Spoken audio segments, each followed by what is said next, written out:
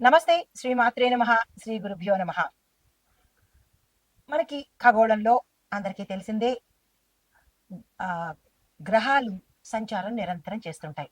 అయితే కొన్ని గ్రహాలు ముందు నుంచి వెనక్కి వెళ్ళడము, లేదా ఉన్న స్థానం నుంచి వేరొక స్థానానికి అలా సంచారం చేస్తూ ఉండడంతో కొన్ని గ్రహాలు ఒకదానికొకటి క్లాష్ అంటే ఒక దాంట్లోనే రెండేసి, మూడేసి ఉండిపోవడము, ఇలా రాసుల్లో వాటి యొక్క స్థానాలు మారుతూ ఉండడము, ఇట్లాంటివన్నీ వింతలు మన ఖగోళంలో ఎప్పటికప్పుడు జరుగుతూ ఉంటాయి. అయితే ఆ వింతలు, ఆ గ్రహ చలనాలు ద్వాదశ రాశుల వారికే కాకుండా, అంటే మనుషులకే కాకుండా, దేశ, కాల, మాన పరిస్థితులు, వాతావరణము, న్యాయ వ్యవస్థ, రక్షణ వ్యవస్థ, వ్యవసాయము, ఇలా ప్రతి ఒక్క అంశంలోనూ వాటి యొక్క ప్రభావాన్ని చూపిస్తూ ఉంటాయి. అయితే ఇప్పుడు మనకి మే నెలలో బుధుడు డబల్ సంచారము అంటే డబల్ బొనాంజా లాంటిదనమాట. అంటే గోచార రీత్యా ప్లస్ వక్రగతిలోను తనదైన సంచారాన్ని చేస్తూ ఉన్నాడు. అయితే ఈ సంచారము మే 10వ తారీఖు అంటే ఇంక రాబోయే కాలంలో ముందుగా మేషరాశి నుంచి తన సంచారాన్ని మొదలుపెడుతూ మే 10ని అంటే మే 10కి ముందు నుంచి మేషంలోకి వస్తూ మే 10వ తారీఖు కల్లా ఏం చేస్తున్నాడు, మళ్ళా వెనక్కి వెళ్ళి తిరోగమనంలో మేషరాశిలోంచి రిట్రోగ్రేట్ అవుతున్నాడనమాట. అయితే ఈ రిట్రోగ్రేట్ అవ్వడం వల్ల 31వ తారీఖున ఇలా వెనక్కెళ్ళి ముందుకొచ్చి మళ్ళా వెనక్కెళ్ళి ముందుకొచ్చేటప్పటికి మనకి మే 31 అంటే ఈ నెల ఎండింగ్ వరకు వచ్చేసేటప్పటికి దాంతో పాటు మే 31 నుంచి మళ్ళీ ఎక్కడికి వెళ్తున్నాడు, జూన్ నెలలో వృషభ రాశిలోకి, అంటే ఈ మే నెలంతా ముందుకి వెనక్కి ముందుకి వెనక్కి తిరుగుతూ జూన్ మొదటి దగ్గరికి వచ్చేటప్పటికి వృషభ రాశిలోకి ప్రస్థానం చేస్తున్నాడు. అయితే ఈ ముందుకి వెనక్కి ముందుకి వెనక్కి తిరగడంలో తనదైన శైలిలో ఎలాంటి ఫలితాలు ఇస్తున్నాడు అంటే ఏ ఏ ప్రభావితం అవుతున్నాయి. మన భారత పంచాంగం ప్రకారము బుధుడు వాణిజ్యం మీద ఎక్కువగా చూపిస్తున్నాడు. దీంతో పాటు కమ్యూనికేషను, చదువు, ట్రాన్స్పోర్టు, ఐటీ, మీడియా, డేటా, న్యాయ వ్యవస్థ, వ్యాపార లావాదేవీల మీద తనదైన బలమైన ప్రభావాన్ని చూపిస్తున్నాడు. అంటే ఈ రంగాలు చాలా ఎఫెక్ట్ అవ్వబోతున్నాయి. వెదర్ ఇట్ ఈస్ గుడ్, మంచిగాను, లేదా అంటే చెడుగాను ప్రభావాన్ని చూపించబోతున్నాడు. అయితే కొన్నిటి మీద మంచి ప్రభావాలు, మరికొన్నిటి మీద మిశ్రమ ప్రభావాలు చూపిస్తున్నాడు. అయితే దీన్ని మనము ఏ విభాగాల వారీగా నేను మీకు అందించబోతున్నాను. ఏ ఏ విభాగానికి ఎలాంటి ప్రభావాన్ని చూపిస్తున్నాడు, దానికి మనమేం చేసుకోవాలి అనే అంశాలలో ముందుగా ఎకానమీ అనగా నెంబర్ 1 మొదటిది ఆర్థిక రంగం మీద ఎలాంటి ప్రభావం చూపిస్తున్నాడంటే స్టాక్ మార్కెట్లు వాయిలటీ అవుతుంది, అంటే ఊగిసలాడతాం, డోలాయమానంగా ఉంటూ ఉంటాయి. అంటే సరిగా ఉంటుందా ఉండదా అనిశ్చిత స్థితిలోకి ఈ స్టాక్ మార్కెట్లు వెళ్ళిపోతాయి. తర్వాత బులియన్ మార్కెట్లో వెండి బంగారంలో తేడాలు చాలా స్పష్టంగా కనిపిస్తాయి. తర్వాత కమ్యూనికేషను, ఐటీ రంగము, టెలికాం కంపెనీల్లో షేర్ల యొక్క విలువలు మారుతూ ఉంటాయి. గతంలో ఎక్కువగా ఉంటే ఇప్పుడు తగ్గడము, లేదంటే గతంలో తక్కువగా ఉంటే ఇప్పుడు పెరగడము, ఇలాంటి ఫ్లక్చుయేషన్స్, హెచ్చు తగ్గులు జరిగే అవకాశము మనకి ఈ అంశాల్లో కనబడుతోంది.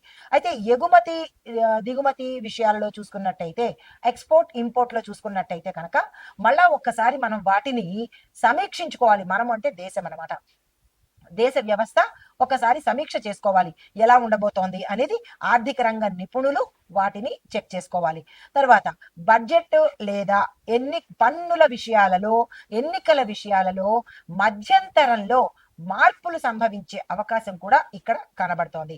అయితే మనం ఏ రకంగా జాగ్రత్తలు తీసుకోవాలి వీటి మీద అంటే కనుక, వ్యాపారులు అంటే ఏ వ్యాపారం చేసిన వాళ్ళైనా అయోమయావస్థలో పడిపోతారు. నష్టం వస్తుందా, లాభం వస్తుందా, వాళ్ళకి ఏమిటి తెలియని పరిస్థితిలోకి వెళ్ళిపోతాడు. తర్వాత ఏదైనా లావాదేవీలు చేయాలి అంటే కనుక దానిలో పూర్తిగా లేట్లు అయిపోతాయి, అంటే జాప్యం ఎక్కువైపోతుంది. ఇవాళ అనుకున్న పని మరో వారం రోజులు కావడము, ఇలాగా ప్రతి అంశంలోనూ లేటు అనేది కనబడుతూ ఉంటుందన్నమాట. తర్వాత పెద్ద పెద్ద పెట్టుబడులు మనం కనుక తీసుకున్నట్టయితే అంటే క్రోర్స్ ఆఫ్ రూపీస్ లో కనుక పెట్టుబడులు పెట్టాలి అంటే కనుక మే మధ్య వరకు అనగా మే 15వ తారీఖు వరకు మీరు పోస్ట్ పోన్ చేసుకునే ప్రయత్నం చేయండి. ఈ ఆర్థికానికి సంబంధించిన లేదంటే వ్యాపారస్తులు కానీ పెట్టుబడుల జోలికి అంత త్వరగా వెళ్ళకండి. 15వ తారీఖు వరకు టైం తీసుకోండి, వాయిదా వేసుకోమని చెప్పదగిన ప్రత్యేకమైన సూచన. అయితే మీరు ప్రత్యేకంగా వ్యాపారులు ఏం పరిహారం తీసుకోవాలి అంటే కనుక బుధగ్రహానికి సాధ్యమైనంత దానాలు కానీ, శాంతి పూజలు కానీ, హోమాలు కానీ, జపాలు కానీ చేయించుకున్నట్టయితే కొంత ప్రభావము తగ్గుముఖం పట్టే అవకాశం ఉంది. తర్వాత దానంగా ప్రతి వ్యాపారి, అన్ని రాసుల్లో ఉన్న వ్యాపారస్తులు, ఇది ఓవరాల్ గా చెప్పేది, రాశి వైజ్ గా చెప్పేది కాదు కాబట్టి ఈ ప్రతి రాశిలో ఉన్న వ్యాపారస్తుడు ఆ దానాలు ఇచ్చుకోవడం ప్రయత్నం చేయండి. అయితే ఇవ్వడం మాకు ఇష్టం ఉండదు, మేము ఎంతసేపు పుచ్చుకోవడమే అని అనుకుంటే కనుక బుధుడు ఇచ్చేది కూడా మీరు పుచ్చుకోక తప్పదు. కాబట్టి ఆ దానాలు ఇచ్చేవి అనేవి తప్పనిసరిగా చేసుకోండి మీ యథాశక్తి.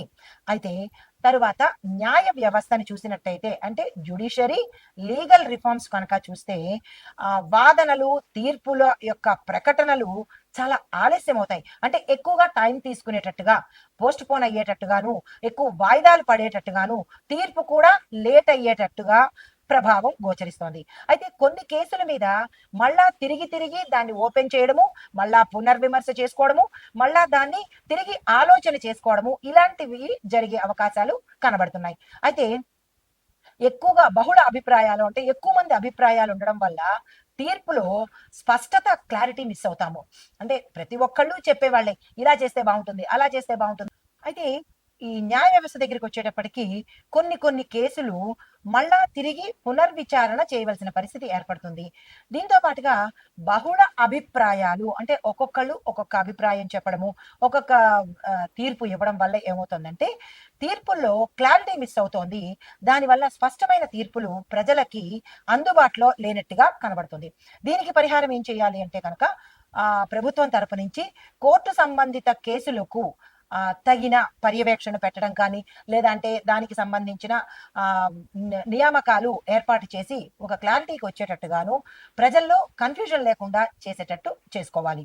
తర్వాత వాతావరణ పరిస్థితులు చూసుకున్నట్టయితే వెదర్ అండ్ న్యాచురల్ ఫోర్సెస్ కనుక చూస్తే దీని యొక్క ఫలితాలు ఎలా ఉంటున్నాయంటే క్లైమేట్ చేంజెస్, డిబేట్ అంటే ఏం లేదు, క్లైమేట్ ఒక్కొక్కసారి హార్ష్ గాను, ఒక్కొక్కసారి స్లో గాను, ఒక్కొక్కసారి విపరీతమైన ఎండలు, ఒక్కొక్కసారి విపరీతమైన గాలులు, ఇలాగా ఏది మనకి కాన్స్టెంట్ గా తెలియని పరిస్థితి, ఏ క్షణాన ఎలాంటి వాతావరణం ఉంటుందో అనేటటువంటిది తెలియని పరిస్థితి.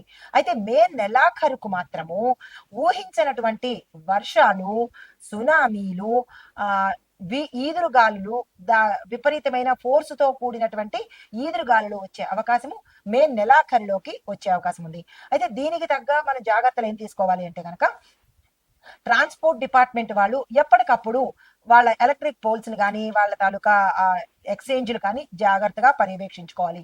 కమ్యూనికేషన్ వ్యవస్థలో ఉండే వాళ్ళు కొన్ని అంటే జాగ్రత్తలు తీసుకొని అంటే అంతరాయం కలగనటువంటి జాగ్రత్తలు తప్పనిసరిగా ఈ సమయంలో ముందుగా తెలుస్తోంది కాబట్టి జాగ్రత్తలు తీసుకోండి. తర్వాత రక్షణ విభాగము, డిఫెన్స్ అండ్ ఇంటర్నల్ సెక్యూరిటీ, ఈ విభాగంలో బుధుడి యొక్క ఫలితాలు ఎలా ఉంటున్నాయంటే ఇంటెలిజెన్స్ మరియు కమ్యూనికేషన్ వ్యవస్థల్లో మనకి విపరీతమైన మార్పు చేర్పులు జరిగే అవకాశం ప్రస్ఫుటంగా కనబడుతోంది. అయితే సైబర్ బహిరంగ ప్రయోగాలు, డిజిటల్ దాడులు కూడా జరిగే అవకాశాలు కూడా కనబడుతోంది. ప్రతి ఒక్కళ్ళు మొబైల్ ఉన్న ప్రతి ఒక్కళ్ళు ఏదైనా లావాదేవీలు చేసుకోవాలన్నా, లేదా అంటే మాటలు మాట్లాడుకోవాలన్నా అప్రమత్తంగా ఉండాలి. ఎవరు కనిపెట్టరు కదా అంటే మన దగ్గరున్న ఈ ఒక్క మొబైల్ చాలు, అదే పెద్ద స్పై కెమెరా అన్నమాట. చాలా జాగ్రత్తగా, అప్రమత్తంగా మొబైల్ ఉన్న ప్రతి ఒక్కళ్ళు జాగ్రత్తగా ఉండవలసిందే ఈ సమయంలో. తర్వాత సరిహద్దుల మీద సమాచారము సమన్వయం పెరిగే అవకాశం ఉంది. అంటే ఎప్పటికప్పుడు ప్రజలకు బోర్డర్స్ లో ఏం జరుగుతోంది, ఎలా ఉంటుంది అనేది మనకి తెలిసే విధంగా ఉండబోతోంది. తర్వాత రాజకీయ వ్యవస్థ, పొలిటికల్ గా చూసుకున్నట్టయితే కనుక దీని ఫలితాలు మీడియా, సోషల్ మీడియా యొక్క హవా ఎక్కువగా పెరిగే అవకాశం కనబడుతోంది. రాజకీయ నేతల మధ్య మాటల యుద్ధాలు, పోరులు, తర్వాత అంతర్లీనంగా యుద్ధాలు జరగడము, కొట్లాటలు, తగాదాలు, ఇలా వాళ్ళ మధ్య వాళ్ళకి సయోధ్యత లేని దిశగా అలాంటివి ఇక్కడ ఈ సమయంలో గోచరిస్తోంది. అయితే మరి ఒకటి, ఎన్నికల ప్రచారాల్లో అపోహలు, వాగ్దానాల్లో అస్పష్టత. ఎప్పుడు ప్రచారం చేసేటప్పుడు ఒక క్లారిటీ ఉండదు. ఇది అని, అది అని ఏవేవో చెప్పేయడం. దాని తర్వాత వాగ్దానాలు ఇచ్చేటప్పుడు కూడా అస్పష్టతగా ఉంటుంది. ఒక క్లారిటీ కానీ, పక్కా నమ్మకంగా కానీ, ఏది ఒక నిర్ణయం అనేది లేకుండా అస్తవ్యస్త ధోరణి కనబడుతోంది. మాటల తప్పులు ప్రచార మాధ్యమాల్లో చర్చలుగా జరిగే అవకాశం కనబడుతోంది. ఈ రాజకీయంలో ఉండే ప్రతి ఒక్కళ్ళు మాటను చాలా జాగ్రత్తగా చూసుకునే ప్రయత్నం చేసుకోండి. సామాజిక వ్యవస్థ చూసినట్టయితే, అంటే సొసైటీ అండ్ కల్చర్ చూసినట్టయితే, విద్యార్థులు ఉపాధ్యాయుల మధ్య తగాదాలు, కొట్లాటలు జరుగుతోంది. ఆల్రెడీ ఆ ప్రభావం మనం సోషల్ మీడియాలో చూసేశాము. చెప్పులతో కొట్టడాలు, రాళ్లతో కొట్టడాలు ఇవన్నీ జరుగుతున్నాయి. ఇంకా ఎక్కువగా ఉధృతంగా జరిగే అవకాశము కనబడుతోంది. సోషల్ మీడియాలో సెన్సార్ నియంత్రణ చర్యలు తప్పనిసరిగా పాటించాలి. ఆ చర్యలు, నియంత్రణలు లేకపోవడం వల్ల విచ్చలవిడితనం పెరిగిపోయి అకృత్యాలు, అఘాయిత్యాలు, అంటే మీరు అంటే ఈ సోషల్ మీడియాల వల్ల కొంతమంది లేని నేరాలు చెయ్యాలి అని తెలుసుకోవడం ద్వారాను, కొంతమంది తెలియనివి నేర్చుకోవడం ద్వారాను, ఇలా జరుగుతోంది కదా మనం చేసినా తప్పులేదు అని ఇలాంటివన్నీ అకృత్యాలు జరిగే అవకాశము ఈ సమయంలో చాలా ఎక్కువగా కనబడుతోంది. ఈ మీడియా తరపు వాళ్ళు దీని మీద నియంత్రణ చేసినట్టయితే కొంత సాంఘిక అసాంఘిక పనులు, అంటే సంఘంలో జరిగే అసాంఘిక పనులకు నియంత్రణ అనేది, ఒక కట్టుబాటు అనేది ఏర్పడుతుంది. అయితే మత సంఘర్షణలకు, మాటల గందరగోళాలకు కారణమయ్యే అవకాశం కూడా ఈ సమయంలో చాలా ఎక్కువగా కనబడుతోంది. ప్రతి ఒక్క మనిషి ఏం చెప్పేదంటే, ప్రతి ఒక్క మనిషి చాలా జాగ్రత్తగా, అప్రమత్తంగా ఉండండి. మీకు మీరు ఉండండి, మాటలతో ఉండండి, మీ యొక్క మొబైల్తో కూడా జాగ్రత్తగా ఉండండి. దీనికి చెప్పదగిన పరిహారం ఏమీ లేదు. ఎవరికి వాళ్ళే ప్రత్యేకంగా జాగ్రత్తలు పాటించడమే ఇందుకు పరిహారము. అయితే ఈ మీడియాకు సంబంధించి, ఈ సోషల్ మాధ్యమాలకు సంబంధించి ఎవరైతే అధినేతలు ఉంటారో వాళ్ళు కొంచెం కట్టడి చేస్తే ఇంత అకృత్యాలకు తావు లేకుండా ఉంటుంది. అయితే కమ్యూనికేషన్, ఐటీ, మీడియా రంగాలు చూసుకున్నట్టయితే కనుక టెలికాం మరియు మీడియా రంగాల్లో పెద్ద పెద్ద మార్పులు చోటు చేసుకునే అవకాశం కనబడుతోంది. అంటే మనం ఊహించని చేంజెస్ రాబోతున్నాయి.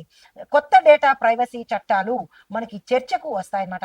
గవర్నమెంట్ ఏదో పాలసీ పెడుతుంది, అది ప్రతి ఒక్కళ్ళు చర్చించుకుంటారు. అది కాదని, అవునని, ఇంకా ఇలాగా చర్చలు అనేది మొదలవుతూ ఉంటాయి. తర్వాత పెద్ద పెద్ద సంస్థల యొక్క డిజిటల్ ప్లాట్ఫామ్స్ అప్డేట్ అయిపోయి స్కామ్లకు గురి అయిపోవడము, ఆ సీక్రెట్ ఓపెన్ అయిపోవడం జరుగుతుంది. కాబట్టి మీరు ఏదైతే డేటాని పెద్ద పెద్ద సంస్థలు వాయిస్లో కానీ లేదా డేటాల్లో కానీ సేవ్ చేసుకున్నట్టయితే అవి కొంతవరకు ఉండొచ్చు. అవి కూడా తస్కరించబడే అవకాశాలు, ఈ స్కామర్లు కూడా ఎక్కువయ్యే అవకాశాలు కనబడుతోంది.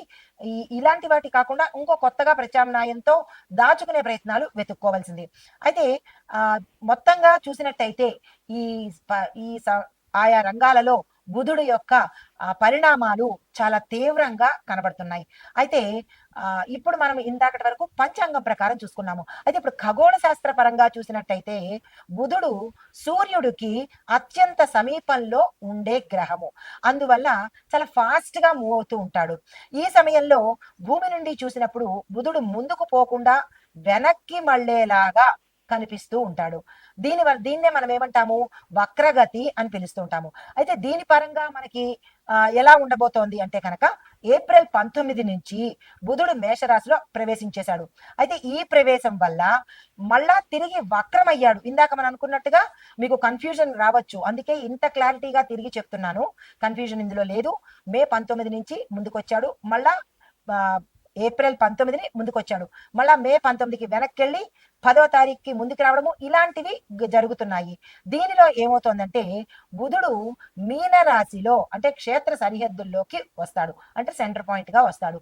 ఈ వచ్చినప్పుడు బలహీనమైన స్థితిలో, అంటే బలహీనంగా ఉంటాడు కాబట్టి ఇలాంటి విపరీతాలు చోటు చేసుకుంటున్నాయి. మళ్ళా మే 20 నుంచి తిరిగి యథాస్థితిలోకి వెళ్ళిపోతాడు, అంటే డైరెక్ట్ గా తన ప్రయాణాన్ని సాగించుకుంటూ ఉంటాడు. అయితే ఈ ప్రయాణంలో జ్యోతిష పరంగా చూసినట్టయితే మేషరాశిలో బుధుడు మంగళుడితో ఉండడం వల్ల ఆధిపత్యాన్ని ప్రదర్శిస్తూ ఉంటాడు. ఎప్పుడైతే బుధుడు ఆధిపత్యాన్ని ప్రదర్శించాడో అది శత్రుస్థానం కాబట్టి మంచి చెయ్యకుండా చెడుని ఎక్కువగా చేసేటట్టుగా చేస్తాడు. తర్వాత ఈ చెడు మనకి ఎక్కడ కనబడుతుంది అంటే కనుక మన బుద్ధిలోను, వాక్కులోను, లావాదేవీల్లోనూ, సమాచార వ్యవహారాల్లోనూ గందరగోళ స్థితి ఏర్పడుతుంది. అయితే తప్పుడు సమాచారము ఎక్కువగా ప్రజల్లోకి వెళ్ళిపోతూ ఉంటుంది. దీని ఆధారంగా మనం తీసుకునే నిర్ణయాలు ప్రమాదకరమైనవి అవుతాయి. కాబట్టి ఈ సమయంలో నేను ఇంత విపులీకరంగా చెప్తున్నాను కాబట్టి ఒకటికి 2 సార్లు విని జాగ్రత్తలు తీసుకునే ప్రయత్నం తప్పనిసరిగా చేసుకోండి. అయితే ఈ గందరగోళపు ప్రకటనలు మీడియా వాళ్ళు చేయడం కానీ, ఏదైనా ఇంకొక ఇతరత్రా కానీ ఈ ప్రకటనలు వచ్చినప్పుడు త్వరపడి నిర్ణయాలు తీసుకోకండి. తరువాత మాటలు తొందరగా బయటకి వెళ్ళే ప్రయత్నం చేసుకోకండి. మీ యొక్క ఎక్కువగా జాగ్రత్తలు తీసుకునే ప్రయత్నం చేసుకోండి. అయితే విశేషమైన జ్యోతిష్య ఫలితాలు ఇప్పుడు చెప్తాను.